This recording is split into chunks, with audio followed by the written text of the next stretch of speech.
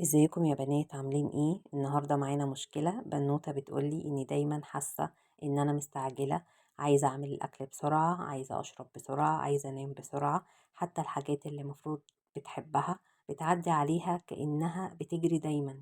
حاسة ان هي في سباق دايما ورا كل حاجة هي بتعملها. هقولك ان الناس اللي بيستعجلوا دايما مش معناها انهم مش منظمين، ولا معناها انهم مش بيحبوا نفسهم. اوقات بيكون جواهم مشاعر كتير متلخبطة مش فاهمينها، زي قلق داخلي مش ظاهر لكن بيخلي الشخص حاسس انه دايما متأخر عن حاجة. تفكير الزايد في اللي جاي، فمش قادرة تعيش اللحظة الحالية. لو بتحسي احساس بالذنب او التقصير، كأني لازم تخلصي كل حاجة بسرعة عشان محدش يزعل. وأثر السوشيال ميديا، كل حاجة بقت سريعة، الفيديوهات بقت 15 ثانية، ردود بقت سريعة، فمخنا اتبرمج على الاستعجال. وأوقات كتير بيكون السبب إن اتعودنا من واحنا صغيرين إن الراحة عيب، وإن البطء كسل. لكن الحقيقي الراحة مش ضعف والبطء مش فشل.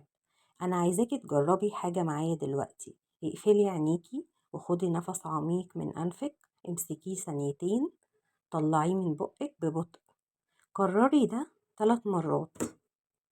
مجرد تنفس بسيط ممكن يخلي جسمك يهدى والمخ يبقى يبطئ شوية. كل يوم اختاري لحظة عيشيها ببطء. مثلا اشربي كوباية شاي، كوباية نسكافيه، بس من غير موبايل، من غير تفكير. شمي ريحة الشاي، حسي السخونة، اسمعي صوت المعلقة. وجيبي ورقة وقلم واكتبي فيها: هو أنا مستعجلة ليه؟ هل فعلا في حاجة ورايا؟ طب هي ايه أسوأ حاجة ممكن تحصل لو أخدت وقتي؟ هتتفاجئي إن أغلب المرات مفيش سبب حقيقي. اختاري 10 دقايق يوميا من غير موبايل، ممكن تكون قبل النوم أو وقت الأكل. دي فرصة عقلك يرتاح ويهدى ويستعيد تركيزه. تمرين الكتابة اليومية مهم جدا. اكتبي كل يوم جملة: أنا أستحق أعيش حياتي براحة وسلام. مش لازم أكون سريعة علشان أكون ناجحة. اكتبيها وردديها وصدقيها. مش لازم تعملي كل حاجة بسرعة علشان تحققي كل حاجة. أوقات الإنجاز الحقيقي بيحصل لما نبطئ ونسمع لنفسنا ونرجع لروحنا.